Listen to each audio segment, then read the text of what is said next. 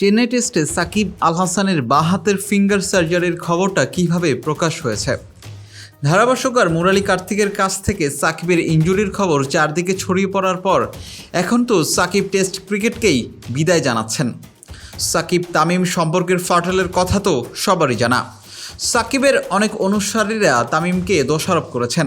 কারণটা সেদিন তামিম কেন কার্তিককে সাকিবের কথা জিজ্ঞেস করতে যাবেন। আজ সেই সাকিবের পক্ষেই সাফাই গেলেন একসময়ের বন্ধু তামিম।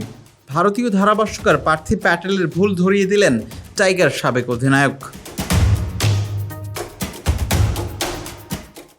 জিও সিনেমাতে কানপুর টেস্টকে ঘিরে উপস্থাপকের সাথে প্রিভিউ করছিলেন তামিম আর প্যাটেল।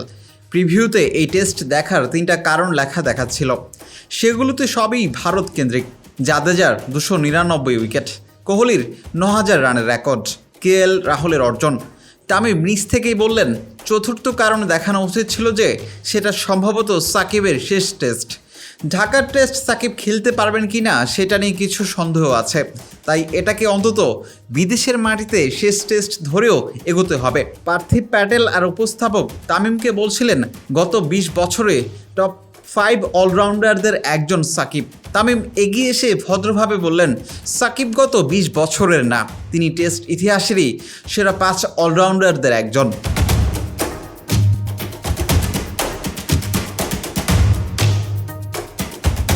সাকিবের ঘোষণা অনুযায়ী মিরপুর টেস্ট খেলতে না পারলে কানপুর টেস্টই হতে পারে তার বিদায়ী ম্যাচ।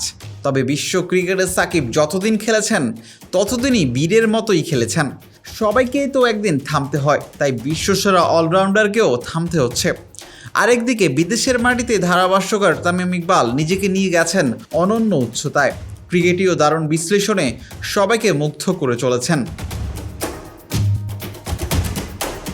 বিলাল হোসেন শিমুল, বিডি আর্কাইভ।